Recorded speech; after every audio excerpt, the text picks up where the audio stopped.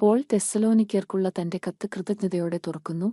അവരുടെ അചഞ്ചലമായ വിശ്വാസത്തെ അംഗീകരിച്ച് അവർ അഭിമുഖീകരിക്കുന്ന പരിശോധനകൾക്കിടയിലും പരസ്പരം സ്നേഹം വർദ്ധിപ്പിക്കുന്നു.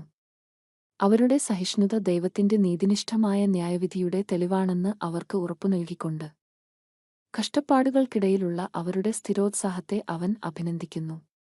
അവരുടെ പോരാട്ടങ്ങൾ വ്യർത്ഥമല്ല, കാരണം ദൈവം നീതി കൊണ്ടുവരും, വിശ്വസ്തർക്ക് ആശ്വാസം നൽകുകയും തന്നെ നിരസിക്കുന്നവരെ ശിക്ഷിക്കുകയും ചെയ്യും. അവൻ ക്രിസ്തുവിന്റെ മടങ്ങിവരവിനെക്കുറിച്ച് സംസാരിക്കുന്നു.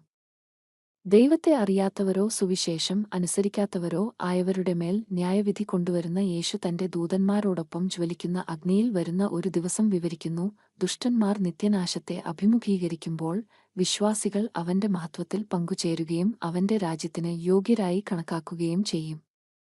ദൈവം അവരെ ശക്തരാക്കാനും അവരുടെ വിളിക്ക് യോഗ്യരാക്കാനും വിശ്വാസത്താൽ പ്രേരിപ്പിക്കുന്ന എല്ലാ നല്ല പ്രവൃത്തികളും നിറവേറ്റാനും പൗലോസ് പ്രാർത്ഥിക്കുന്നു.